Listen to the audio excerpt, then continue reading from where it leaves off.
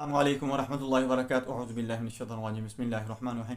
अक्सर लोग ये सवाल करते हैं कि खाना खाने से पहले जो आप कहते हैं कि पानी नहीं पीना और खाना खाने के बाद पीना है, अगर हमने पानी पीना हो तो खाने के साथ पानी कैसे पीना है, खाने से पहले पानी पीना है या नहीं पीना है। दोस्तों, मैं ये सभी बातें बताऊंगा कि किस वक्त आपको पानी पीना ठीक रहेगा, मौजू रहेगा, आपके लिए मुनासिब होगा, आपके लिए फ़ायदा मंद होगा, और किस वक्त आपने पानी नहीं पीना और सिर्फ खाना ही खाना है। ये सारी बातें बताऊंगा। आप अच्छी तरह वीडियो को देखें, सुने, इसको समझने की कोशिश करें और लोगों के अंदर इसको शेयर ज़रूर कर दिया करें। दोस्तों, आपको बहुत ज़्यादा फ़ायदा होगा। मैं हूं डॉक्टर हफसत दस्तार अंजम, आप देख रहे हैं यूट्यूब चैनल। मेरा आज का जो मौजू है वो है खाने से पहले पानी पीना या नहीं चाहिए, खाने के साथ पानी पीना है या नहीं।